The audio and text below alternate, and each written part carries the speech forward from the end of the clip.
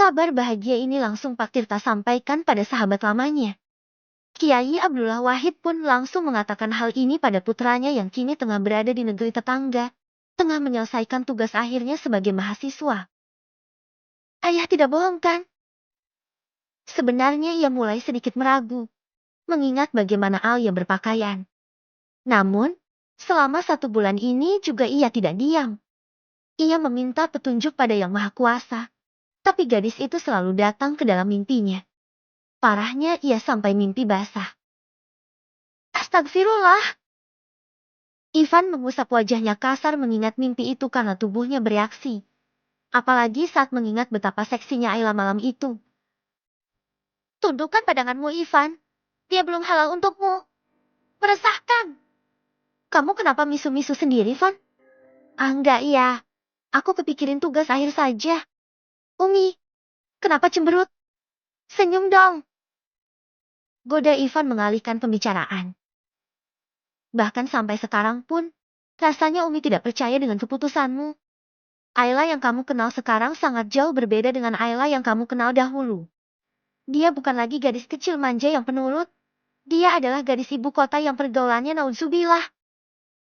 Umi sampai menggelengkan kepalanya saat mengetahui kehidupan Ayla seperti apa. Lagipun, Umi yakin dia tidak mengingatmu. Ayla mungkin tidak mengingatku, tapi aku selalu mengingatnya. Umi. Setelah mencari tahu tentang Ayla, ia pun menyadari bila gadis itu adalah gadis kecil teman masa kecilnya. Ia pun memberikan alasan bila menyukai Ayla karena teman masa kecilnya. Ia terlalu malu bila harus mengatakan sampai mimpi basah gara-gara Ayla. Dan juga getaran di hatinya mungkin dianggap tabu. Umi akan lebih senang bila kamu menikah dengan Indah. Dia seorang gadis yang cantik, solehah, dan pastinya adalah yang terbaik serta setara denganmu. Dia juga bisa membantu Umi di pesantren, sedangkan Ayla. Kiai Abdullah Wahid segera merebut kembali ponselnya. Pak Tirta mengundang kita udah berkunjung ke rumahnya. Katanya, Ayla ingin bertemu.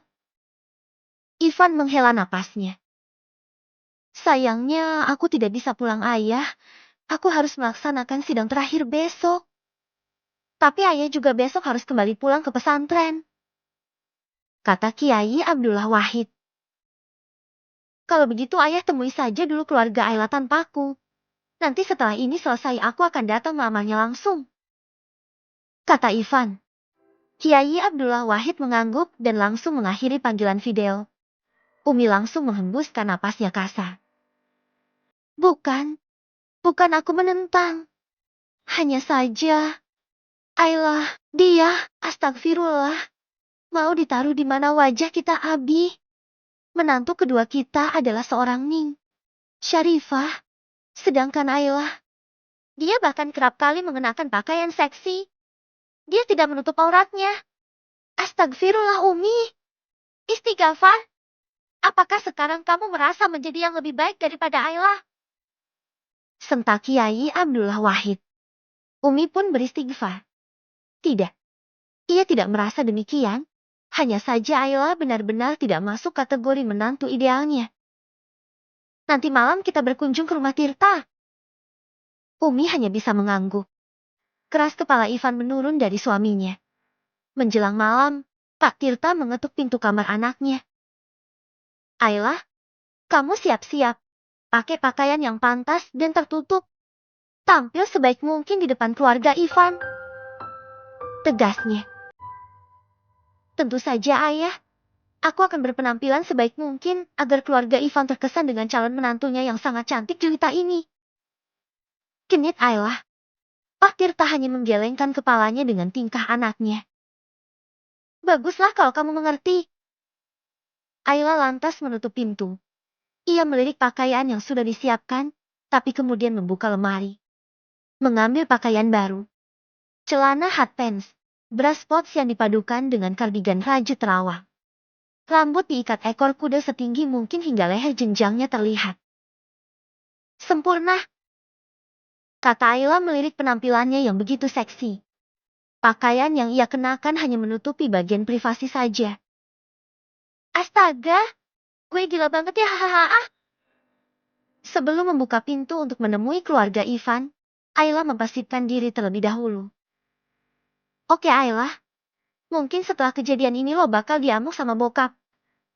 Tapi gak apa-apa, yang penting perjodohan ini langsung batal. Dan endingnya lo cuma harus pura-pura nyesal. Hilaf, nangis-nangis di depan ayah biar dimaafin. Ayla membuka pintu kamarnya. Jantungnya deg-deg-daksa.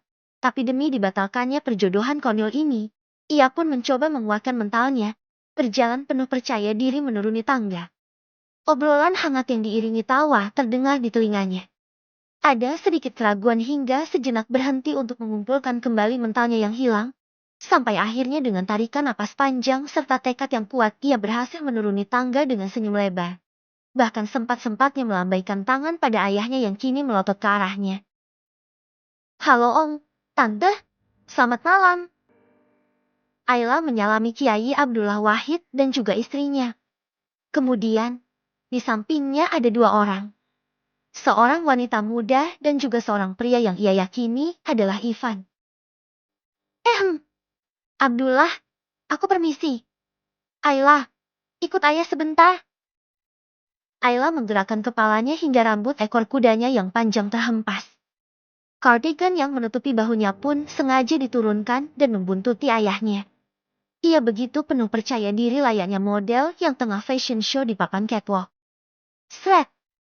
Ia diserit secara kasar oleh ayahnya. Apa ini? Kamu bikin malu ayah? Sentaknya.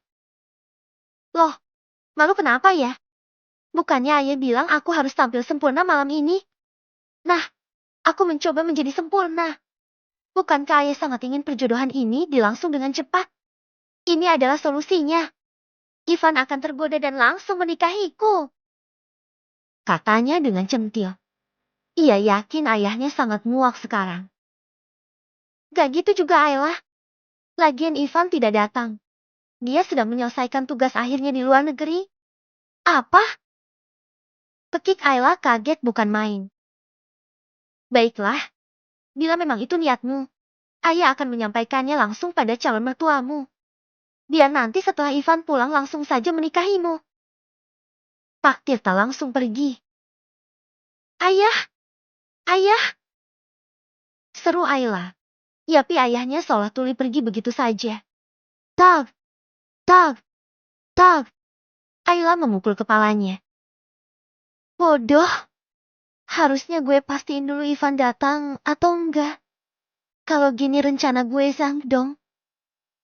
Renyek Ayla duduk di lantai seperti anak kecil yang kehilangan mainan. Ayla langsung bangkit dan diam-diam mendekati ruang tamu. Beruntung rumahnya bermodel sekat-sekat jadi ia bisa menguping pembicaraan ayahnya. Abdullah, Fatimah, aku benar-benar minta maaf atas sikap Ayla yang kekanakan. Kamu sudah tahu bila Ayla belum dewasa. Kenapa bersikeras ingin menikahkannya? Biarkan saja dia menikmati masa remajanya dahulu. Seru Umi Fatimah. Ayla diam-diam mendukung ucapan wanita parubaya itu. Betul sekali. Coba aja ibu masih hidup. Pasti dia juga akan menjadi orang pertama yang melarang perjodohan konyol ini. Fatimah, aku tahu kamu pasti sangat keberatan. Tapi satu-satunya yang paling berharga di hidupku adalah Ayla. Aku menginginkan yang terbaik untuknya. Tapi kenapa harus putraku? Seru Umi Fatimah lagi. Karena Abdullah adalah sahabatku. Di saat aku benar-benar hancur, suamimu itu menguatkanku. Aku yakin, putranya tak jauh berbeda dengannya. Itulah kenapa aku ingin Ayla menikah dengan putramu. Lagipun, aku tidak memaksa. Ivan juga menginginkannya kan? Ayla mengerutkan keningnya. Jadi si Ivan ini yang mau, bukan ayah yang maksa. Kenapa? Apa alasannya? Perihal sikap Ayla barusan. Ternyata dia memiliki alasan. Kata Pak Tirta. Apa alasannya? Tanya Kiai Abdullah Wahid. Dia bilang, berharap Ivan terpesona dan segera menghalalkannya. Sontak saja semua tertawa. Kecuali Umi Fatimah. Ayla yang sudah sangat malu langsung pergi ke kamarnya. Aku akan mengatakannya pada Ivan. Dia pasti akan segera pulang ke Indonesia bila mendengar kabar ini.